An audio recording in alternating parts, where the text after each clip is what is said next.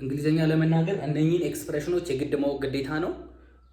እነኚህን ኤክስፕሬሽኖች ምናውቅ ከሆነ በጣም ቀላል ነው የሚሆንልን እንግሊዘኛ ስናወራም ስንጽፍም ኮሚኒኬት ለማድረግ በጣም ሲምፕል የሚያደርጉ ናቸው። እስኪ እናያቸው። የመጀመሪያ ዋንስ ኢን ኤ ብሉ ሙን። ዋንስ ኢን ኤ ብሉ ሙን ማለት ኤክስፕሬሽኑ ከስንት አንዴ ወይም ደግሞ በሌላ እንግሊዘኛ ሬርሊ ማለት ነው። ሬርሊ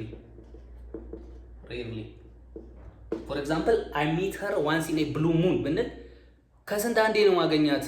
ሴልደምሊ ሁሌ ሳይሆን አንዳንዴ ነው ማገኛት ለማለት ነው። ሬርሊ። ኦኬ ሁለተኛው ላይ ደግሞ ሚስ ዘቦት። ሚስ ዘቦት ማለት አይዶማቲክ ኤክስፕሬሽን ነው። የሆነ ኦፖርቹኒቲ ወይም ደግሞ ቻንስ ሚስ ስናደርግ አይ ሚስ ዘቦት እንላለን። ቱ ሚስ አን ኦፖርቹኒቲ ማለት ነው። ቱ ሚስ አን ኦፖርቹኒቲ። ኦኬ ሶስተኛው ላይ ደግሞ ኦን ክላውድ ናይን። አሁን የክላውድ ናይን ማለት በጣም ደስ ሲል የምንጠቀመው ነው። ወይም ደግሞ አይ አም ኤክስትሪምሊ ሃፒ ስንል አይ አም ኦን ክላውድ ናይን ማለት እንችላለን። ኤክስትሪምሊ ሃፒ ስንል ነው። ኤክስትሪምሊ ሃፒ በጣም ደስ ብሎኛል ማለት ነው። ኦኬ አራተኛ ላይ ደግሞ ሂት ዘ ቡክ። ሂት ዘ ቡክ ማለት ያው ግልጽ ነው። ቡክ የሚለውም ስላለ ስናጠና ወይም ደግሞ ቱ ስተዲ ማለት ነው። አይ ሃቭ ቱ ሂት ዘ ቡክ ብንል ኢት ሚንስ አይ ሃቭ ቱ ስተዲ ቢኮዝ ኤግዛም ኢዝ ሱን። ቱ ስተዲ ማለት ነው። ቱ ስተዲ። ኦኬ ሃው አባውት ኢን ኤ ሆት ወተር።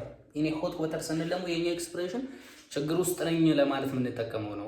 ኦር ደግሞ አይ አም ኢን ኤ ትሮብል ስንል አይ አም ኢን ኤ ሆት ወተር እንላለን። ኢን ትሮብል ችግር ውስጥ ገብቻለሁ ለማለት ነው። ኦኬ ሃው አባውት አውት ኦፍ ኤ ብሉ። አውት ኦፍ ኤ ብሉ የሚለው ኤክስፕሬሽን ደግሞ ድንገት ሳናስበው ሰደንሊ የሆነ ነገር ሀፕን ሲያደርግ አውት ኦፍ ኤ ብሉ እንላለን። ሰደንሊ ድንገት ማለት ነው። ሰደንሊ ማለት ነው። ሰደንሊ አይ ሜት ሄር አውት ኦፍ ኤ ብሉ ብንል ድንገት ነው ያገኘኋት ነው፣ ሳትጠብቅ ማለት ነው። ፒስ ኦፍ ኬክ። ፒስ ኦፍ ኬክ ማለት ደግሞ በጣም ቀላል የሆነ ነገር ነው የምንጠቀመው፣ በጣም ሲምፕል ለማለት ነው።